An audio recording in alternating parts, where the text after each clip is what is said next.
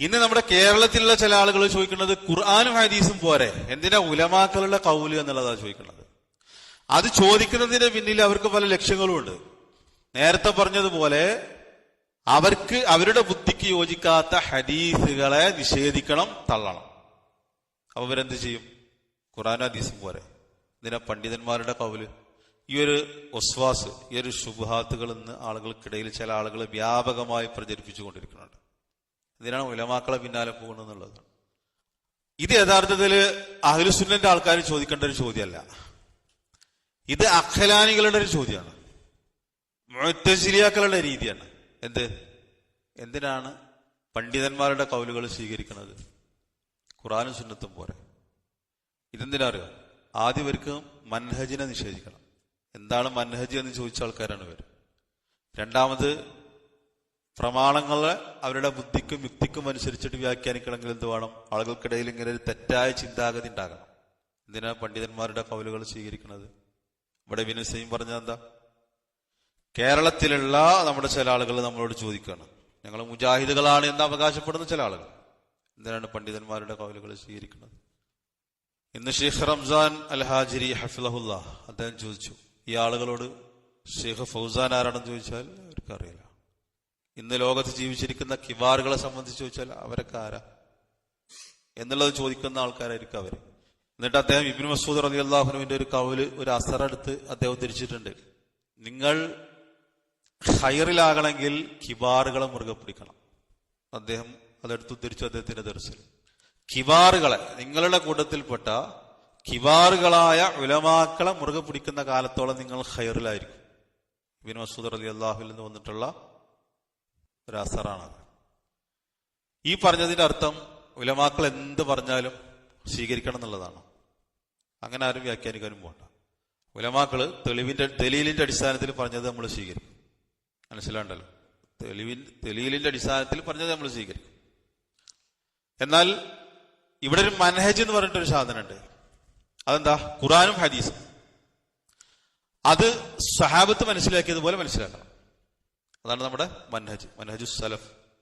അതിനെതിരായിട്ടുള്ള വേറെ ഖൗല് കൊണ്ടുവരുത്. നമ്മുടെ സലഫുകൾ കൊണ്ടുവന്നതിന് എതിരായിട്ട്. എത്രത്തോളം എന്ന് ചോദിച്ചാൽ,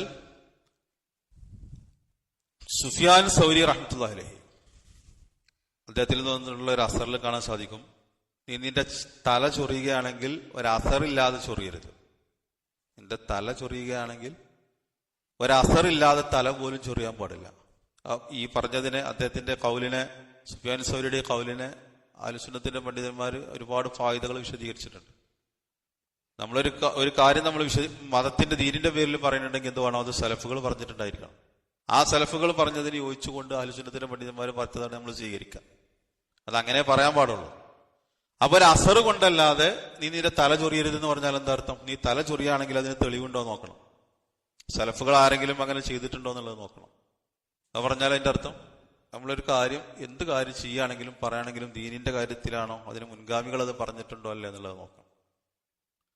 ഇതുവരെ പറയുന്നതെന്ന് വെച്ചാൽ വളയല്ലാതെ ചാടാനാണ്. എന്നാൽ എന്ത് ചെയ്യുക? പ്രമാണങ്ങൾ അവരുടെ ഇഷ്ടത്തിനനുസരിച്ചിട്ട് അവർക്ക് വ്യാഖ്യാനിക്കാൻ പറ്റും, ബുദ്ധിക്കനുസരിച്ചിട്ട് വ്യാഖ്യാനിക്കാൻ പറ്റും. അവരുടെ ബുദ്ധിക്ക് യോജിക്കാത്ത ഹദീസുകളെ അവർക്ക് തള്ളാൻ പറ്റും. ഇപ്പൊ ഈശ്വരനെ കുറിച്ച് പറയുന്ന ഹദീസുകളെ പോലെ അതിന്റെ രണ്ട് ചിറകിൽ ഒന്നിൽ ഷിഫുണ്ട്, ഒന്നിൽ രോഗമുണ്ടെന്ന് പറഞ്ഞല്ലോ.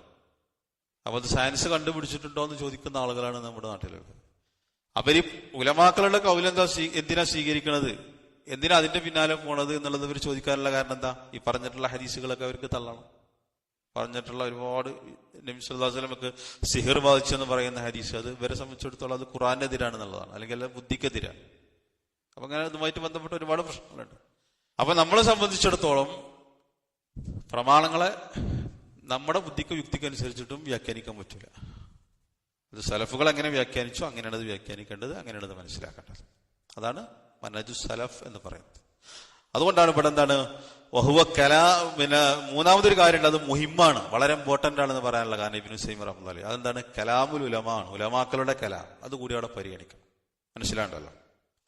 വലിഹാദ കാനൽ ഉലമ അൽ അജില്ല അൽ മുഹക്കിക്കൂൻ. അതുകൊണ്ടാണ് മുഹക്കിക്കീങ്ങളായ പ്രഗത്ഭരായ ഉലമാക്കൾ ഇദാ തറജ്ജഹ ഇൻദഹും ഖൗലുൻ, അവരുടെ അടുത്ത് ഒരു കൗല് കൂടുതൽ സാധ്യത ഉള്ളതാണെങ്കിൽ, അഭിപ്രായ വ്യത്യാസമുള്ള വിഷയം, അതിൽ ഒന്നിലധികം അഭിപ്രായങ്ങൾ ഉണ്ടെങ്കിൽ ഒരു ഖൗലിന് അവർ കൂടുതൽ സാധ്യത കാണുകയാണെങ്കിൽ യഖൂലിന് അവർ പറയും ഇൻ കാന അഹദുൻ ഖാല ബിഹി വ ഇല്ലാ ഫലാ നഖൂലു ബിഹി. അവരിങ്ങനെ പറയാം, അങ്ങനെ ആരെങ്കിലും പറഞ്ഞിട്ടുണ്ടെങ്കിൽ നമ്മളത് സ്വീകരിക്കും, ഇല്ലെങ്കിലോ നമ്മളത് പറയില്ല എന്ന് പറയും. ആ മുൻഗാമികൾ ആരെങ്കിലും പറഞ്ഞിട്ടുണ്ടെങ്കിൽ നമ്മളത് സ്വീകരിക്കും, ഇല്ലെങ്കിലോ അവരുടെ അഭിപ്രായം പറയില്ല എന്നാണ് അവർ പറയാം. എന്നിട്ട് ഉദാഹരണം പറയുന്നുണ്ട്. ഫമസല, ഉദാഹരണം, ഷെയ്ഖുൽ ഇസ്ലാം ഇബ്നു തൈമിയ്യ റഹ്മത്തുള്ളാഹി അലാ ഇൽമിഹി വ സഅതി തിലാഹി, അദ്ദേഹത്തിന്റെ അറിവിനെ സംബന്ധിച്ചോ അതിനെ സംബന്ധിച്ച് നമ്മൾ പറയേണ്ടതില്ലല്ലോ. ഇതാ കാല ഖൗലൻ ലാ യഅലമു ലഹു ഖായിലൻ, അദ്ദേഹം ഒരു ഖൗല്, ഒരു വിഷയത്തിൽ അദ്ദേഹം അഭിപ്രായം പറയുകയാണെങ്കിൽ അതാരാണ് പറഞ്ഞത് എന്നുള്ളത് അദ്ദേഹത്തിന് അറിയില്ലെങ്കിൽ അദ്ദേഹം എന്ത് പറയും? കാല, അതായത് ഇബ്നു തൈമിയ്യന്റെ ഒരു ഖൗല്, അന അഖൂലു ബിഹി, ഞാനത് പറയും, ഇൻകാന ഖദ് ഖീല ബിഹി, അങ്ങനെ പറയപ്പെട്ടിട്ടുണ്ടെങ്കിൽ ഞാനത് പറയും, ഇല്ലെങ്കിലോ അദ്ദേഹത്തിന്റെ ഒരു അഭിപ്രായം പറയില്ല എന്നർത്ഥം. ഇതാരാ പറയുന്നത്? ഷെയ്ഖുൽ ഇസ്ലാം ഇബ്നു തൈമിയ്യ പോലും പറയുന്നത് എന്താ? ഇങ്ങനെ ചില വിഷയങ്ങൾ അദ്ദേഹത്തിന്റെ മുന്നിൽ വരുമ്പോ അദ്ദേഹം ആ അഭിപ്രായത്തെ മുന്തിച്ചുകൊണ്ട് പറയുമ്പോൾ അദ്ദേഹം എങ്ങനെ പറയുന്നതാണ്, അങ്ങനെ ആരെങ്കിലും പറഞ്ഞിട്ടുണ്ടെങ്കിൽ നമ്മൾ അത് സ്വീകരിക്കും. ഉണ്ടോ? അദ്ദേഹത്തിന്റെ ഒരു അഭിപ്രായം പറയില്ല എന്നർത്ഥം. ഇതാരാണ്? ഷെയ്ഖുൽ ഇസ്ലാം ഇബ്നു തൈമിയ്യ റഹ്മത്തുള്ളാഹി അലൈഹി ആണത്. അതുകൊണ്ടാണ് ഇമാം അഹ്മദ് ബിൻ ഹംബൽ റഹ്മത്തുള്ളാഹി അലൈഹിയുടെ പ്രസിദ്ധമായിട്ടുള്ള ഒരു ഖൗലുണ്ട്. അദ്ദേഹം പറഞ്ഞെന്താ വെച്ചാല്, ഇയ്യാക, നീ സൂക്ഷിക്കണം, അൻ തതകല്ലമ, നീ സംസാരിക്കുന്നതിന്, ഫീ മസ്അലത്തിൻ, ഏതെങ്കിലും ഒരു മസ്അലയിൽ, ലൈസ ലക ഫീഹ ഇമാം, ആ മസ്അലയിൽ നിനക്കൊരു ഇമാമില്ല, ഒരു മുൻഗാമില്ല, ഒരു ഇമാം നിനക്കില്ല ആ വിഷയത്തിൽ.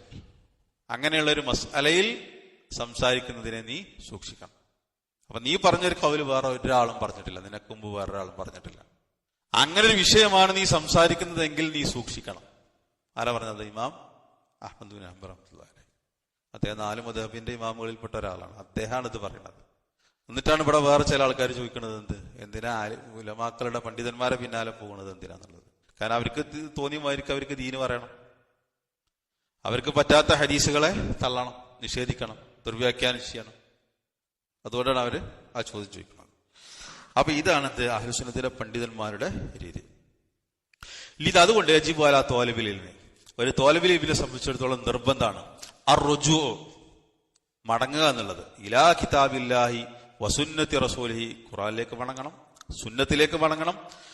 പോരാ, വഅൻ യസ്തഈന ബികലാമിൽ ഉലമായി, ഉലമാക്കളുടെ കലാമ് അവൻ സഹായം തേടുകയും ചെയ്യണം. അവരുടെ കലാമിന്റെ സഹായത്തോട് കൂടിയിട്ടാണ് എന്ത് ഖുർആനും സുന്നത്തും മനസ്സിലാക്കേണ്ടത്. ഇപ്പൊ ഒരു ഉദാഹരണം, നബി സല്ലല്ലാഹു അലൈഹി വസല്ലം സീർ ബാധിച്ചു എന്ന് പറയുന്ന ഹദീസ്, അത് ബുദ്ധിക്കെതിരാണെന്നുള്ളത് പറഞ്ഞിട്ടാണ് അവർ നിഷേധിക്കുന്നത്. അത് ബുദ്ധിക്കെതിരാണെന്നുള്ളത് അഹ്ലു സുന്നത്തിന്റെ ആരാ പറഞ്ഞു? അങ്ങനെ ഒരാളെ നീ കേട്ടുക്കണം, നിങ്ങൾ ആരെങ്കിലും കേട്ടുക്കണം. നബി സല്ലല്ലാഹു അലൈഹി വസല്ലമക്ക് സിഹർ ബാധിച്ചു എന്ന് പറയുന്ന ഹദീസ് അത് ബുദ്ധിക്കെതിരാണ്, അല്ലെങ്കിൽ അത് ഖുർആനെതിരാണ്. അത് അഹ്ലു സുന്നത്തിന്റെ ആരാ പറഞ്ഞിട്ടുണ്ട്? അപ്പൊ അങ്ങനെ ഒരു വർത്താനം പറയുമ്പോൾ ശ്രദ്ധിക്കണം. ഈച്ചനെ പറ്റി പറയുന്ന ഹദീസ് അത് സ്വീകരിക്കാൻ പാടില്ല, അത് സയൻസിനെതിരാന്നുള്ളത് അഹ്ലു സുന്നത്തിന്റെ ആരാ പറഞ്ഞിരിക്കണ? അത് ബുദ്ധിക്കെതിരാണ്, അത് അഹ്ലു സുന്നത്തിന്റെ ആരാ പറഞ്ഞിരിക്കണത്? ഹദീസ്. കണ്ണേറ് ഫലിക്കൂല, അഹ്ലു സുന്നത്തിന്റെ ആരാ പറഞ്ഞിരിക്കണ? കണ്ണേറിന് ഹക്കീക്കത്തുണ്ട് എന്നുള്ളതാണ് അഹ്ലു സുന്നത്തിന്റെ ആൾക്കാർ പറഞ്ഞത്. അതുകൊണ്ടാണ് ഇമാം അഹ്മദ് ബിൻ ഹംബൽ പറഞ്ഞത് എന്താണ്, നീ ഒരു മസ്അലയിൽ ഒരു വിഷയം പറയുമ്പോൾ സൂക്ഷിക്കണം, അതിലൊരു ഇമാം ഉണ്ടോ അല്ലേ എന്നുള്ളത് നോക്കിയിട്ട് പറ, വേറെ ആരെങ്കിലും അത് പറഞ്ഞിട്ടുണ്ടോ അല്ലേ എന്നുള്ളത് നോക്കണം. നമുക്ക് വിഷയം പഠിക്കാൻ വളരെ എളുപ്പമാണ്. ഇത്തരത്തിലുള്ള ഏത് വിഷയങ്ങളാണെങ്കിലും ആര് പറഞ്ഞു, അത് ഏത് ഹദീസാണെങ്കിലും. അപ്പൊ അതിനെ ദുർവ്യാഖ്യാനം ചെയ്യാൻ അനുവദിക്കരുത്. അപ്പൊ അതാണ് ഇബ്നു തൈമിയ്യ റഹ്മത്തുള്ളാഹി അലൈഹി അത് പ്രത്യേകം വഅൻ യസ്തഈന, അവൻ സഹായം തേടണം, അത് രണ്ടും മനസ്സിലാക്കാൻ, ബി കലാമിൽ ഉലമായ, ഉലമാക്കളുടെ കലാമ. അപ്പൊ ആ ചോദ്യം എന്താണ്? ബാലിശമായിട്ടുള്ള ചോദ്യമാണ്, നമ്മൾ വേറെ തന്നെ പഠിക്കേണ്ട ഒരു വിഷയം.